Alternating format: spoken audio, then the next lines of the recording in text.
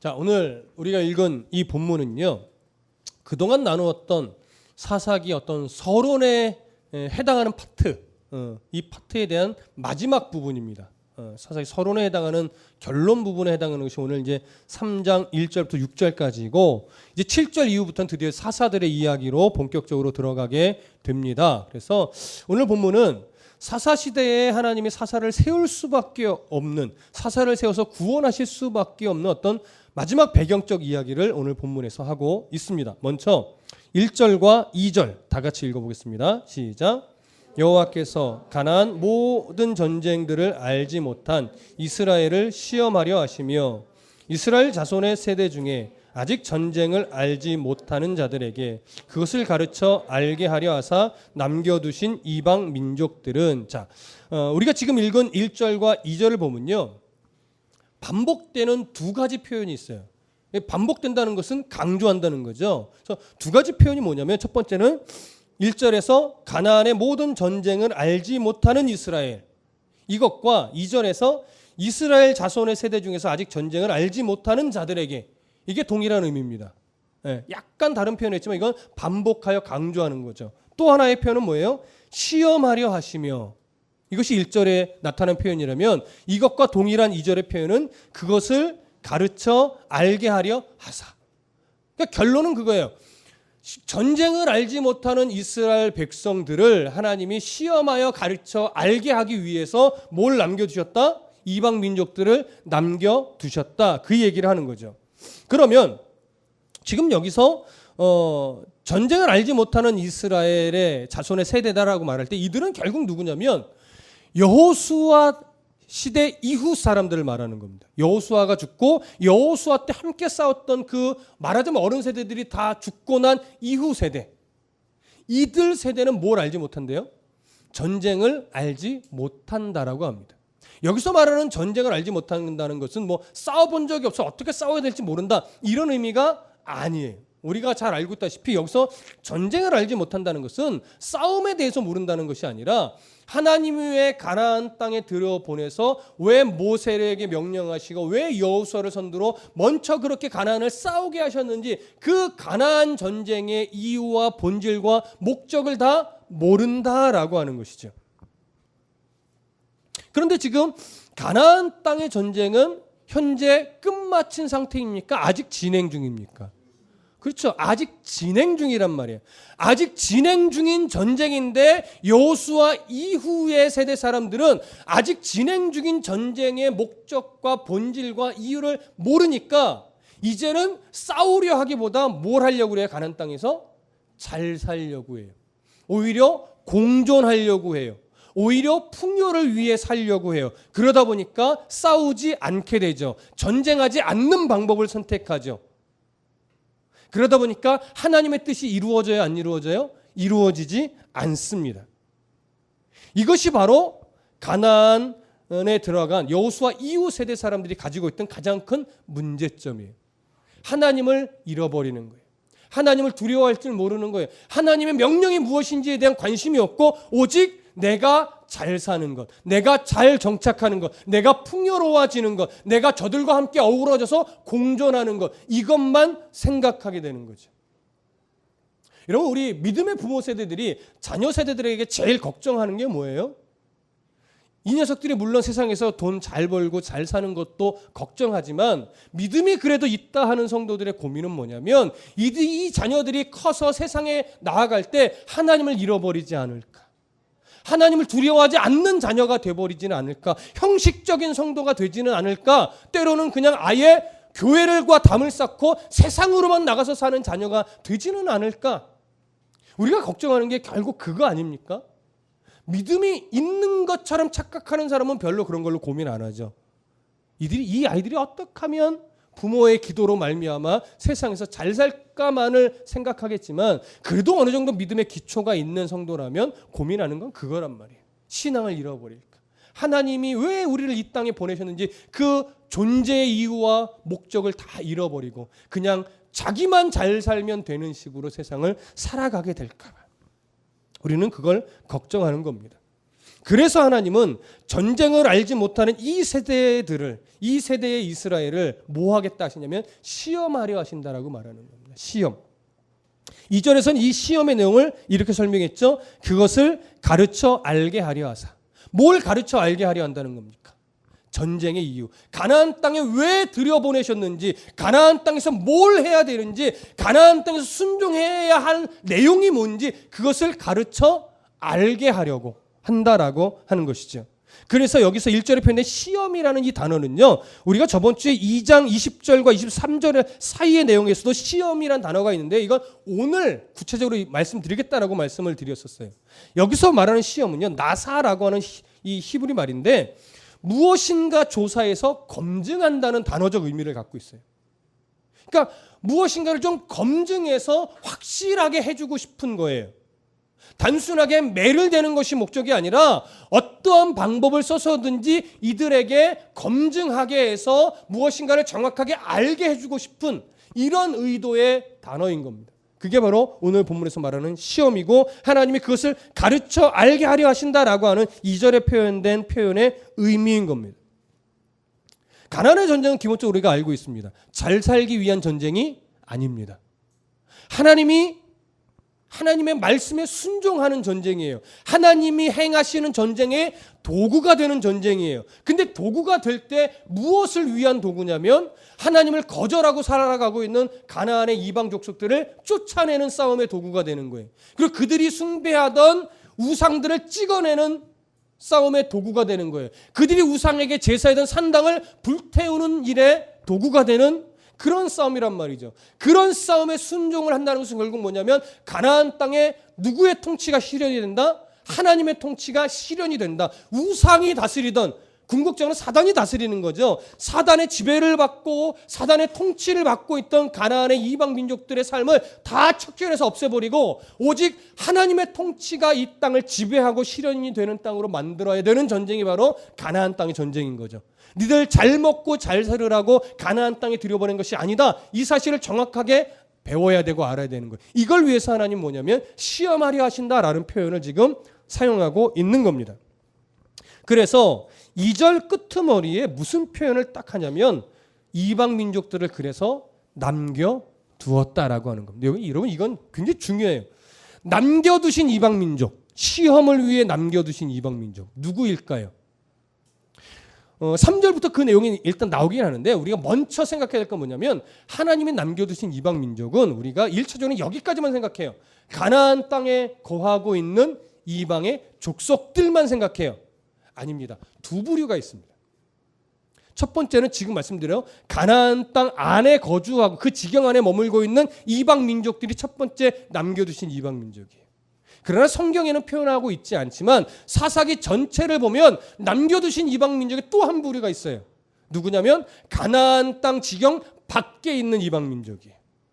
가나안 땅 밖에 있는 이방 민족과 가나안 땅 지경 안에 있는 이방 민족이 어떤 차원에서 남겨두신 족속이냐? 역할의 차이가 있습니다. 그건 조금 다음 구절 진행하면서 이제 말씀을 드릴게요. 그렇게 두 부류의 이방 민족이 있다라고 하는 전제를 좀 기억해 두시고 다음 절로 넘어가는데요.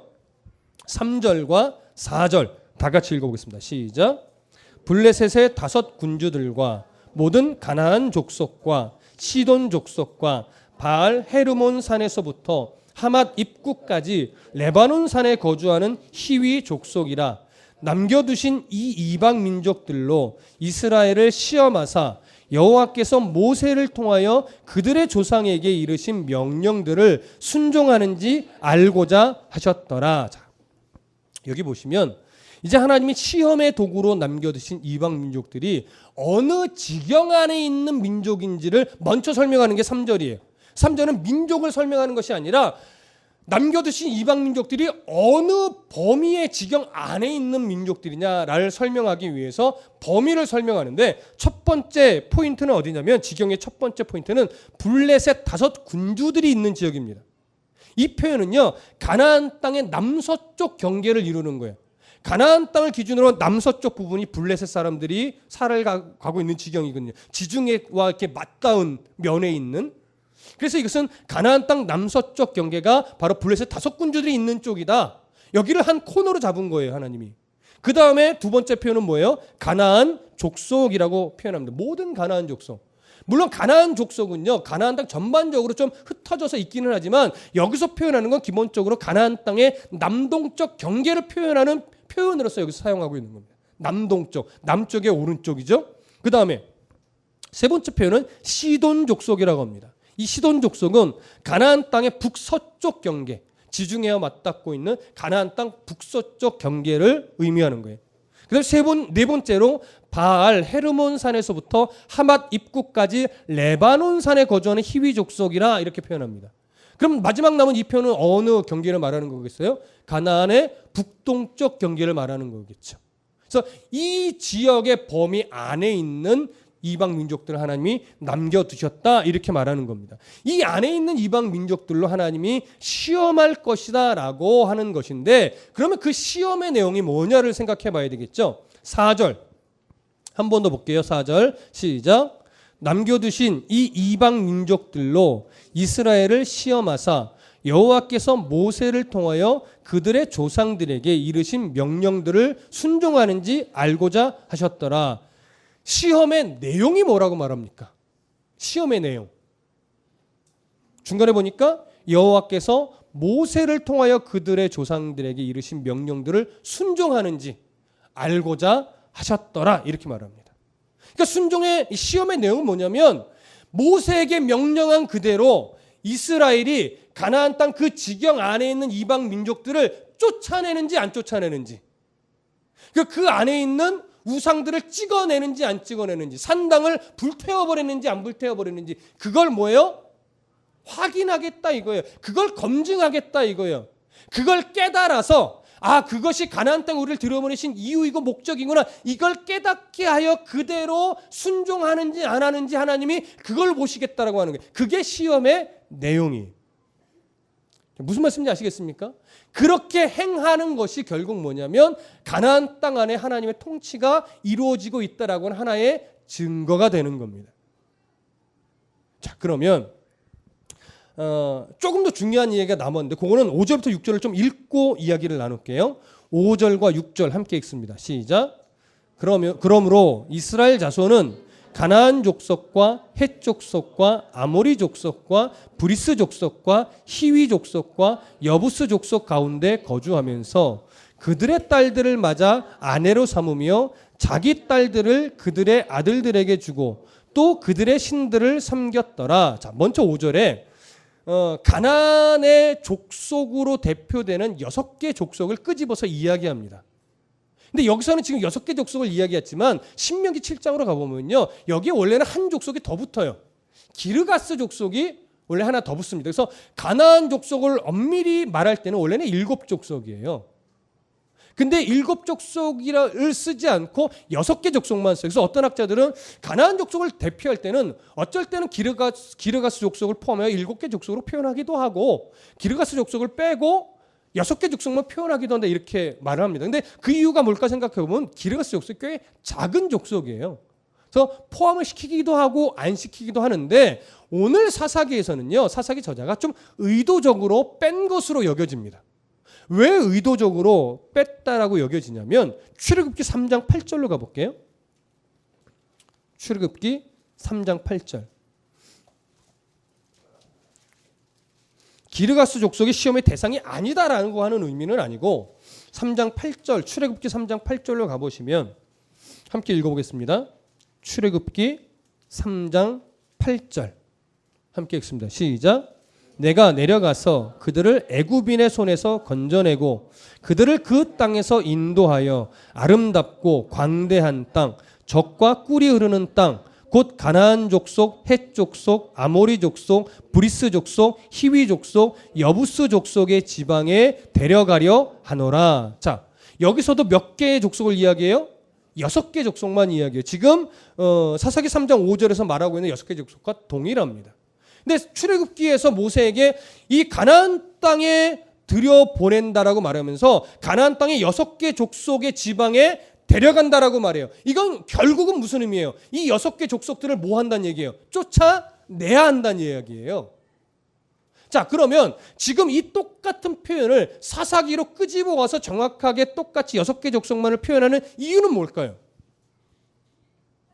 하나님이 모세에게 했던 명령이 중간에 바뀌거나 사라지지 않고 여호수아 때도 진행됐던 명령이고 지금 사사 시대에도 동일하게 진행되어야만 하는 뭐다? 명령이다라고 하는 거죠. 그런 차원에서 지금 출애굽기 3장 8절에 있는 이 6개 족속을 똑같이 지금 사사기에 가지고 와서 쓰고 있는 겁니다. 기르가스 족속이 의미 없는 것이 아니라 출애굽기의 이 명령을 더 똑같이 강조하기 위해서 기르가스 족속을 뺀 것뿐이지 기르가스 족속이 이 시험의 대상이 아니라는 건 아니에요.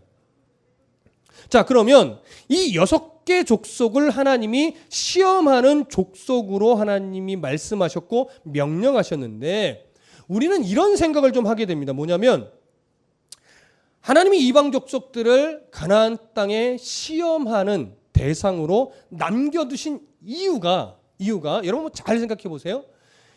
이들과 통혼하고 이들과 공존하고 이들과 언약을 맺고 자기들의 합리적 이성으로 이들을 노예로 부리고 이러면서 불순종했잖아요.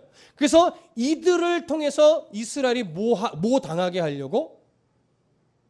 압제당하게 하려고 이들의 힘을 키워서 오히려 자기들이 노예로 부리고 있었지만 노예로 부리던 이들을 뭐 하려고? 오히려 그들을 더 강하게 해서 이스라엘을 압제하게 하려는 의도로 하나님이 남겨두신 거다. 이렇게 생각할 수 있어요. 전체적으로는 그렇게 표현하기도 했었습니다. 그러나 구체적으로 보면 실제로 이 6개 족속들 중에 이스라엘을 압제한 족속은 거의 없습니다. 성경에 보면 말하자면 징계의 도구죠. 징계의 도구로 쓴 이스라엘 백성은요. 가나안의 왕 야빈, 그 다음에 블레셋 족속, 요 두 족속 외에는 다 가나안 땅 지경 밖의 족속들이 쳐들어와서 공격하고 압제하고 고통을 줬어요. 그러니까 실제로는 징계의 도구로는 가나안 지경 안에 있는 족속을 사용한 것이 아니라 가나안 족속 뭐예요? 밖의 이방 족속을 사용한 거예요. 그럼 무슨 말이냐면 아까 시험이라는 표현을 하면서 하나님이 남겨주신 족속을 제가 두 가지 부류로 봐야 된다라고 말씀드렸죠. 하나님이 왜 이 가나안 땅 지경 밖에 있는 이방 족속을 징계의 도구로 끌어들여서 가나안 안으로 들어오게 해서 공격하게 하고 압제하게 하고 뭐 탈취해 가게 했느냐? 시험하려고 해요. 시험하려고. 무슨 시험이에요? 가나안 땅 안에 있는 이방 족속들과 공존하는 것이 하나님의 뜻이 아니구나. 이걸 깨닫고, 그러니까 이 가나안 땅 밖에 있는 족속들을 통해서 공격을 받으면서 뭘 깨달아야 되냐면 이들과 공존하라고 하나님 우리를 들여보내신 것이 아니구나. 이걸 깨닫고 빨리 하나님이 사사를 통해서 구원해 주신 다음에는 뭐 하라는 거예요? 가나안 땅 지경 안에 있는 이방 민족들과 전쟁을 해서 그들을 쫓아내고 그들의 우상들을 척결하고 그들이 제사하던 산당을 불태우는 이걸 해야 되는, 그러니까 진짜 시험의 내용은 이거예요. 이걸 깨닫게 하기 위해서 가나안 땅의 이방 민족들을 징계의 도구로 불러오는 거죠. 무슨 말씀인지 이해되십니까? 이게 바로 사사기의 이야기예요. 근데 이 사사 시대의 이 사람들은, 이스라엘 백성들은 그렇게 하나님이 사사를 통해서 반복하여 계속 구원을 이루어 주셨지만 이 내용을 제대로 깨달은 적이 없는 거예요. 그래서 오늘 사사기 전체의 서론적 결론을 내는 이 표현에서 5절 끝부분에 아주 안타까운 표현을 해요. 뭐라고 하냐면, 자, 처음부터 읽어드릴게요. 그러므로 이스라엘 자손은 가나안 족속과 헷 족속과 아모리 족속과 브리스 족속과 히위 족속과 여부스 족속 가운데 거주했대요. 우리 1장에서 이와 비슷한 표현을 살펴봤었죠. 가나안 족속 가운데 거주했다는 것은 지리적인 위치 가운데를 의미하는 게 아니었어요.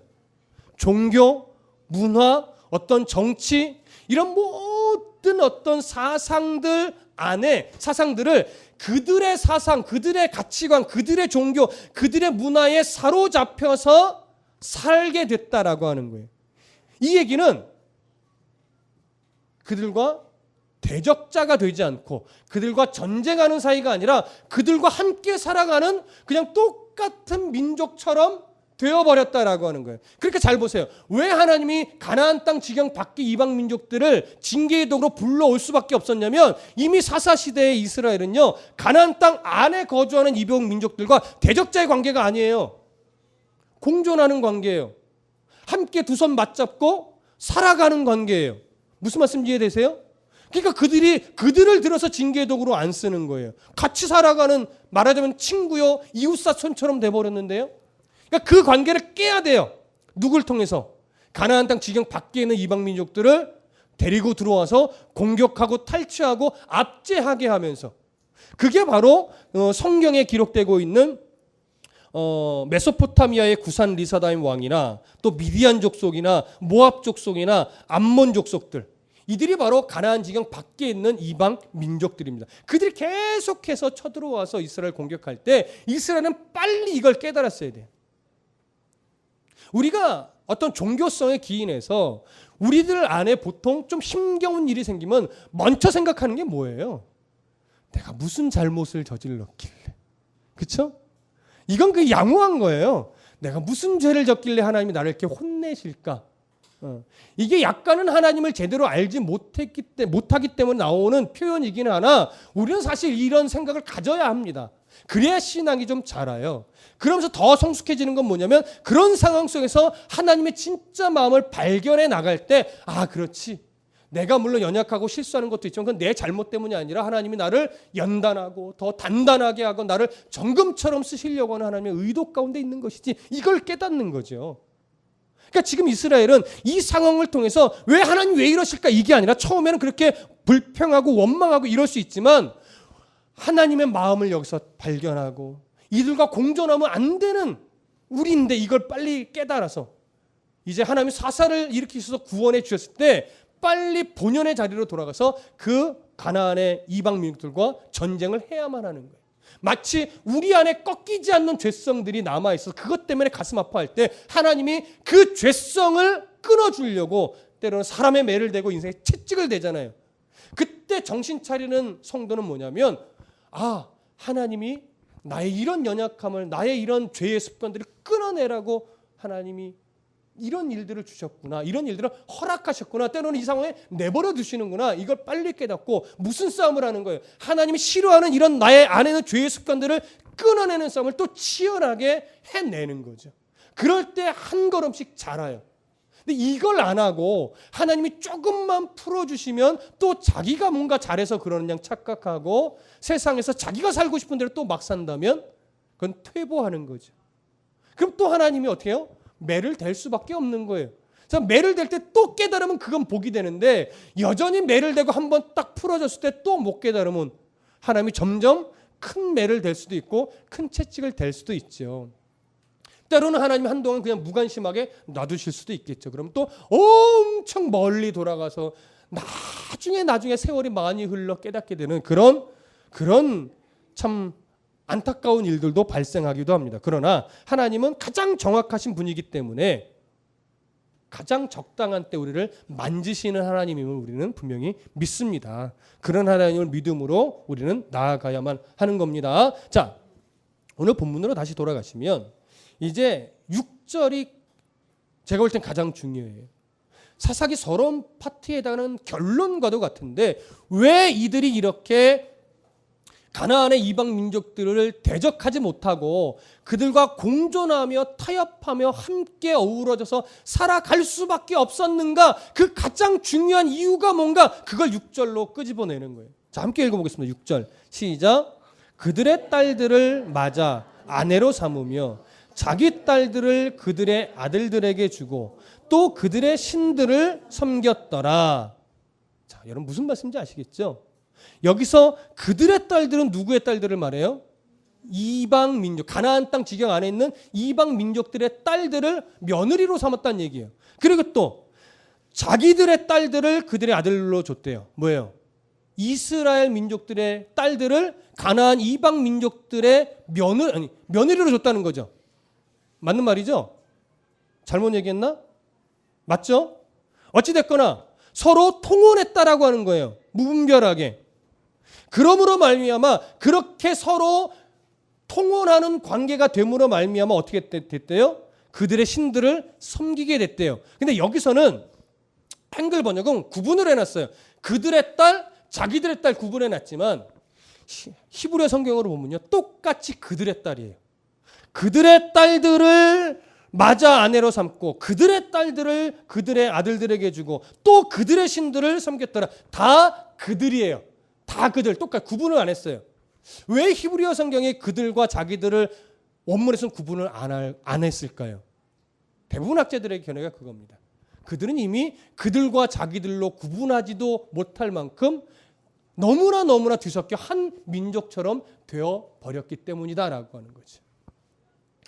하나님이 기뻐하지 않는 분별력 없는 이 통혼이 결국은 그들의 우상들을 받아들이게 했고 그 우상들은 결국 그들을 하나님과 거리가 멀어지게 했고 거리가 멀어짐으로 말미암아 결국 하나님이 가나안 땅에 이들을 들여보내신 모든 이유와 목적과 하나님의 의도를 다 잃어버리게 됐다라고 하는 겁니다. 이 구절을 통해서 우리에게 들어올 수 있는 질문이 뭐냐면 그러면 예수를 믿지 않는 사람과 결혼하면 안 되는 겁니까? 이런 질문을 자주 받기도 하고 이런 질문을 하기도 하고 근데 오늘 본문도 꼭 그걸 이야기하고 있는 것처럼 여겨질 수 있습니다. 그러나 여러분 분명히 지금 가나안 시대에는 이방 민족들과 통혼하지 말라고 한 하나님의 의도와 이유가 뭐냐면 이미 그들은 우상의 문화에 모해 있던 민족들이에요. 완전히 젖어 있던 민족들이고 그들은 끝까지 우상 섬기는 일을 거절하기를 싫어한 그러니까 우상만 섬기느라 늘 평생 다짐하고 살아가는 그런 자들이에요. 그러니 그들과 결혼할 때는 그들의 우상들을 인정하며 함께 섬기는 일이 벌어질 수밖에 없고 하나님은 그걸 염려했어요. 그렇죠? 자, 오늘날도 예수를 믿지 않는 신앙이 다른 사람과 결혼하는 부분에 있어서 대부분의 어른들은 걱정합니다. 물론 저도 걱정을 하고 누군가 청년이 물어오면 가능하면 그렇게 하는 것이 실제로 좋다라고 이야기를 하기도 합니다. 그런데 중요한 것은요. 이왕이면 믿음의 배우자를 만나는 것이 더 중요하기는 하나 성경의 기본 의도는 믿지 않는 사람과 결혼하는 것은 죄다 이걸 말하지는 않습니다. 보세요. 거꾸로 이런 질문을 해볼게요. 그러면 믿음이 있는 사람과 결혼하면 다 건강한 가정을 꾸립니까? 그런 것도 아니잖아요. 그럼 믿음 없는 사람과 결혼하면 가정이 다 건강하지 않습니까? 그렇지 않죠. 통영에서 올라온 처자도 지금 믿음 생활을 잘해서 믿음의 건강한 가정을 꾸리고 있어요. 그런 거 보면 믿음이 없던 여자를 아내로 만난다고 해서 그 가정이 믿음이 안 생기거나 깨지거나 이런 건 아니라는 거죠. 성경이 강조하고 있는 건 뭐냐면 누군가를 배우자로 선택하고 만날 때 그 사람이 내가 하나님을 섬기는 것에 있어서 방해 요소로 작용을 하느냐라는 거예요. 그 사람과 만나서 교제할 때 그 사람이 내가 믿는 하나님을 싫어하느냐 아니면 인정하느냐 더 좋은 건 거기에 마음을 모아주느냐 이거죠. 근데 믿음이 있다라고 하는 사람과 만나서 결혼을 해도 신앙이 색깔이 달라서 내가 믿음의 삶을 살아나가는데 오히려 거꾸로 방해를 하는 사람도 있단 말이죠. 그렇기 때문에 단순하게 믿음이 있는 사람이냐 없는 사람이냐 이걸로 논하기는 너무 어려워요. 그래서 우리가 그나마 분별력을 가져야 되는 것은 뭐냐면 믿음이 아무리 없다 할지라도 저 사람이 내가 예배하는 하나님을 인정해주고 있느냐. 그리고 물론 그도 내가 믿는 하나님을 믿을 어떤 마음의 자세가 되어 있느냐. 그런 척하는 거 말고 남자들이 주로 그런 척 많이 하죠. 여자들과 결혼할 때까지만 교회에 나가주다가 막상 결혼하면 이제 획가닥 바뀌어가지고 부인 교회까지 못 나가게 만드는 일도 굉장히 많았어요. 그 모진 고난의 세월을 견디고 끝내 그 남편도 다시 교회 안으로 불러들여 장로 만들었던 여러 어른들의 간증을 들어보면 모든 여자들이 다 그럴 것 같이 여겨지지만 그렇게 되기는 굉장히 어렵습니다. 무슨 말씀 이해되십니까? 오늘 사사기가 강조하고 싶은 건 바로 그거예요. 그들과 통원할 때 너희들의 신앙이 더 견고해질 수 있느냐? 그들에게 정말 하나님을 네가 보여줄 수 있느냐? 하나님 보실 때는 지금 너희들의 수준으로는 가나안 이방 민족들을 그렇게 만들 수 없다는 거죠. 오히려 너희들이 끌려가니 그들과 통원도 하지 말고 그들과 언약도 맺지 말고 너희들은 그들을 다 쫓아내고 우상을 척결하고 산당을 불태워 버리라는 거죠. 여러분 누구를 만나야 되겠습니까? 특히 여기 결혼 안 한 청년들이 많은데 배우자를 누구를 선택해야 되겠습니까? 철이 없을 때는 사랑만 있으면 된다라고 생각하지만 철이 좀 들고 나면 결혼은 둘만이 하는 게 아니구나. 결혼은 가정과 가정이 만나는 거고 결혼은 신앙과 신앙이 만나는 거구나. 사실은 이걸 깨닫게 돼요. 그래서 더 신중하게 선택하려고 하고 그래서 돈이 얼마나 있느냐 집이 있느냐 이거보다 저 사람의 신앙의 색깔이 어떠느냐 이걸 더 고민하게 되는 거죠. 그렇게 선택해도 막상 결혼하면 맞춰지는 과정이 필요해져. 서로 이해하고 서로 양보하고 이렇게 조율되는 힘겨운 과정들이 그래도 필요하게 되는데 믿음이 없는 사람과 만날 때는 더 이게 불확실하잖아요. 오히려 나의 믿음까지도 잃어버릴 가능성이 많잖아요. 그래서 가능하면 할 수 있다면 믿음의 사람을 만나는 것이 더 좋고 믿음의 사람이라고 해서 무조건 만나서 되는 것이 아니라 교제해 보면서 함께 예배해 보면서 그러면서 신앙의 색깔이 나와 같은 색깔로 갈 수 있는 사람이냐 이걸 검증해야 돼요.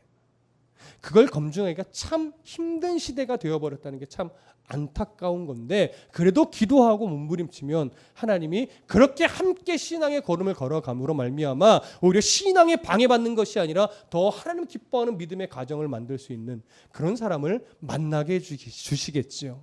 그렇게 가정들이 건강해질 때 말씀 안에 같은 색깔로 믿음이 건강해질 때 그런 가정이 모인 교회가 어떻게 돼요? 건강해지는 거예요. 그런 교회들이 많아질 때 한국 교회가 또 건강해지겠죠. 그러니까 건강한 교회 출발점은 믿음의 배우자를 잘 만나는 것. 지금 믿지 않아도 나와 신앙을 함께 공유할 수 있는 그런 사람을 만나서 가정을 꾸리고 거기서 함께 기도하고 함께 예배하면서 같은 곳을 바라볼 수 있는 사람. 그런 사람을 만날 수 있는 가장 큰 복이죠. 그런 의미로 보면 전 정말 말로 표현할 수 없는 큰 복을 받은 사람이지요. 그렇죠? 마찬가지입니다. 그리고 지금 그런 가정들을 만들어 내야만 하는 거죠. 그리고 부모와 자녀가 또 한 색깔의 신앙을 가지고 함께 믿음의 삶을 살아갈 수 있다? 그것만큼 또 큰 복이 없습니다. 여러분 부모와 자녀가 신앙의 색깔이 달라서 힘겨워하는 가정 또 얼마나 많습니까? 그런 걸로 볼 때 이 자리에 함께 예배하고 있는 우리 모두는 다 너무나 큰 복을 받은 자들입니다. 이 결혼이라는 문제가 얼마나 중요한지 사사기의 결론부에 이렇게 집어넣었다는 얘기는 오늘날도 사실은 동일하다는 겁니다. 결혼이라는 걸 통해서 우리 가정이 건강해지고 교회가 건강해지고 때로는 나라가 건강해지는 그런 단계까지도 갈 수 있습니다. 이제 다음 주부터는 이 사사기의 본격적인 사사들의 이야기로 들어가게 되는데 오늘 이 결론을 통해서 결국 우리들의 불순종의 모습을 깨트리길 원하시는 하나님의 마음을 발견하고 가장 대표적인 예로 결혼을 성경이 들고는 있지만 꼭 결혼만이 아닙니다. 내가 불순종함을 깨닫고 알게 하기 위해서 하나님이 우리들에게 너 이거 조심해 이거 조심해 이거 조심해라고 말하는 것들이 많이 있습니다. 그걸 스스로 내 삶에 적용해 나가면서 내가 하나님 앞에 하나님이 내게 주신 삶의 방향성과 목적을 잃어버리게 만드는 그런 요인이 뭐가 있는가를 늘 고민하시고 그게 발견되면 가차없이 끊어내는 싸움을 해 나가신다면 우리는 하나님의 가나안 땅에 들여보낸 전쟁을 알지 못하는 세대가 아니라 모세가 말한 그 전쟁을 여전히 꿋꿋하게 그 전쟁을 치루어내고 있는 그런 믿음의 백성들이 되실 겁니다. 그런 목적과 방향성을 잃어버리지 않는 건강한 성도가 되시기를 소원합니다. 기도하겠습니다.